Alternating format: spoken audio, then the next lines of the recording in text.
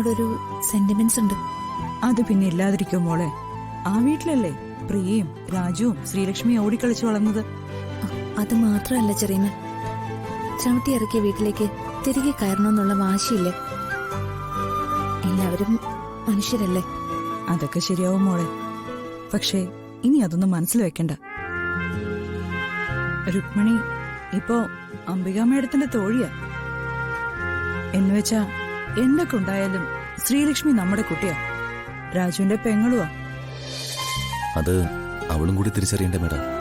അവള് തിരിച്ചറിയുന്ന കാലം വരും രാജു. രുക്മിണി ആരാണെന്ന് ശ്രീലക്ഷ്മി മനസ്സിലാക്കുന്ന ഒരു ദിവസം അത്ര വിദൂരൊന്നുമല്ല. ചേർന്ന് നിൽക്കുന്നത് കടി കിട്ടുന്ന വിഷപ്പാമ്പിന്റെ അടുത്താന്ന് തോന്നുമ്പോ ശ്രീ തിരിച്ചു വരും. അന്ന് ഈ ചെയ്തതിനൊക്കെ അവള് കരഞ്ഞു തീർക്കുകയും ചെയ്യും. പക്ഷേ എനിക്ക് നിങ്ങളോടൊരു പരാതിയുണ്ട്. എന്താ ചെറിയമ്മ? രാജു പ്രതാപേട്ടന്റെ മരുമകനാ, സൂര്യമംഗലത്തിന്റെ അനന്തരാവകാശി കൂടിയാ. അപ്പോ രാജുവിന്റെ കുടുംബം താമസിക്കേണ്ടത് അങ്ങനൊരു വീട്ടിലല്ലല്ലോ. എന്തിയാ, അവനവന്റെ മുതല പോലും ഔദാര്യമാണെന്ന് കരുതുന്ന ഈ മഹാ ആദർശവാനോട് ഞാൻ എന്തു പറയാനാ? ഹരിശ്ചന്ദ്ര മഹാരാജാവിന്റെ താവഴിപ്പെട്ടവരാണെന്നുള്ള തോന്നലാ വേണുവേട്ടനും വേണുവേട്ടന്റെ ഈ പൊന്നു മോനും. നീ എങ്ങനെ മോളെ ഈ മുരടനെ പ്രേമിച്ചേ? പ്രേമിച്ചെന്നോ? ചെറുപ്പത്തിലെ കൂടെ കൂടി ക്ലാസ് എടുത്ത് ഞാൻ ഈ മുരടനെ പ്രേമം പഠിപ്പിക്കായിരുന്നു.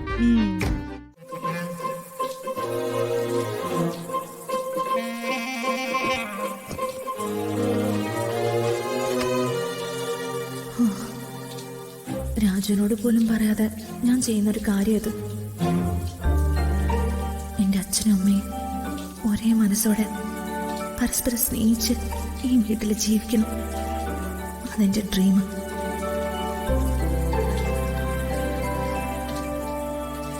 അച്ഛനിത് കാണണേ എന്റെ ഭഗവാനെ.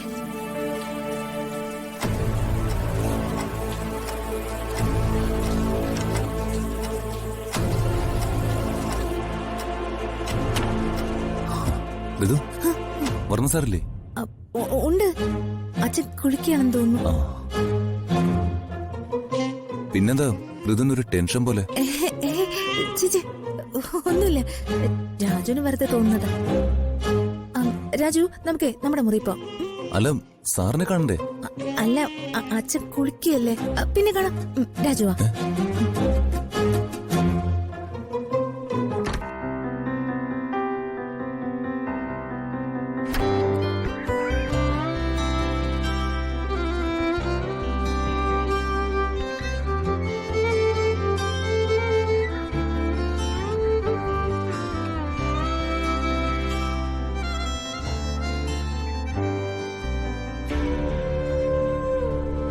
ചേച്ചി എങ്ങനെ പോലീസ് കസ്റ്റഡിയിൽ നിന്ന് പുറത്തിറക്കാം?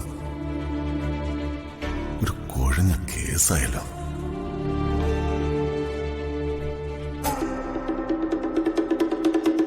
ഇത് ആരുടെ ഡയറിയാ? എനിക്കിങ്ങനൊരു ഡയറി ഇല്ലല്ലോ.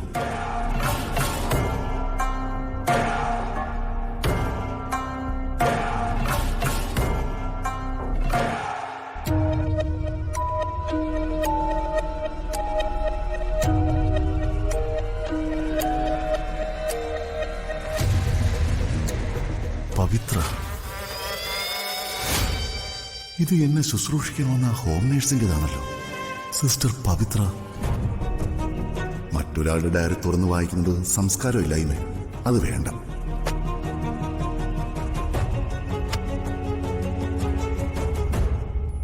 ആ സ്ത്രീ എന്റെ ജീവൻ രക്ഷിച്ചോളാം. അവർക്കെന്തെങ്കിലും പ്രശ്നങ്ങളുണ്ടെങ്കിലോ സ്വകാര്യ ദുഃഖങ്ങൾ വല്ലതും ഉണ്ടെങ്കിലോ അത് മനസ്സിലാക്കാതിരിക്കുന്നത് തെറ്റാ.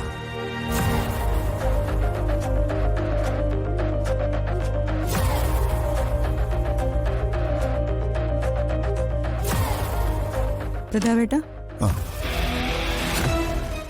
അമ്മ അകത്ത് കിടക്കുന്നു. മകൻ ഹാപ്പി ആയിട്ട് പുറത്ത് കറങ്ങി നടക്കുന്നു. രണ്ടിനും ഒരു കൂസലുമില്ല. എന്താണോ ഇവരുടെ പ്ലാൻ? എന്തൊക്കെയോ സീക്രട്സ് ഉണ്ട്. ആ മല വിഴിഞ്ഞ അനന്തംപിള്ളയാണല്ലോ ഇവരുടെ ഗോഡ് ഫാദർ. ഇവരെല്ലാവരും ചേർന്ന് എന്തൊക്കെയോ അഡ്ജസ്റ്റ്മെന്റ് ഉണ്ട്. എന്ത് അഡ്ജസ്റ്റ്മെന്റ് ആണെങ്കിലും ഈ കേസിൽ നിന്ന് അങ്ങനെ അമ്പയ്ക്ക് തലയൂരാൻ പറ്റില്ല. വളരെ സ്ട്രോങ് ആയി കേസ്.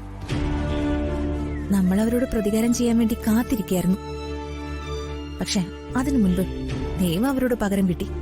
വിശ്വസിക്കാൻ പറ്റില്ല ഋതു. ഇവളും ഇവളുടെ പുറകിലുള്ളവരും എല്ലാം വലിയ താപ്പാനകളാ.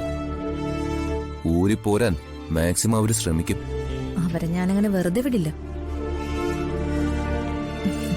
രാജു എന്റെ കൂടെ ഉള്ളതുകൊണ്ട് എനിക്കൊരു പേടിയുമില്ല. അവളും മകനും കൂടി ചെയ്തതിനൊക്കെ നമുക്ക് പകരം ചോദിക്കണം. എന്റെ അച്ഛനെ കൊല്ലാൻ ബോംബ് വെച്ചത് അവര്. ഏയ്, വർമ്മ സാറ് വിശ്വസിക്കില്ല. അല്ലെങ്കിൽ ഇക്കാര്യങ്ങളൊക്കെ നമുക്ക് വർമ്മ സാറിനോട് തുറന്ന് പറയായിരുന്നു. വിശ്വസിച്ചാലും വിശ്വസിച്ചില്ലെങ്കിലും നമുക്കിതെല്ലാം അച്ഛനോട് തുറന്ന് പറയണം. വർമ്മ സാർ ഇതൊന്നും കേക്കില്ല. അംബികയെ കുറിച്ച് എന്തെങ്കിലും പറയാൻ തുടങ്ങുമ്പോഴേ സാറ് നമ്മുടെ വായ മൂടിക്കെട്ടും. ഇല്ല രാജു, അച്ഛൻ എത്ര വഴക്ക് പറഞ്ഞാലും പറയാനുള്ളത് ഇത്തവണ ഞാൻ പറഞ്ഞിരിക്കും. ഷുവർ. പക്ഷേ ഇപ്പൊ പറയാനൊരു സുവർണ അവസരമുണ്ട്. കാരണം അംബിക അകത്ത. പിന്നെ ഒരു കാര്യം കൂടി, അംബികയെ സെൻട്രൽ ജയിലിൽ അയക്കാൻ വർമ്മ സാർ ഒരിക്കലും സമ്മതിക്കില്ല. സാറിനെ ധിക്കരിച്ച് നമുക്കൊന്നും ചെയ്യാനും പറ്റില്ല. ശരിയാ രാജു. അച്ഛന്റെ സ്നേഹത്തിന് മുന്നിൽ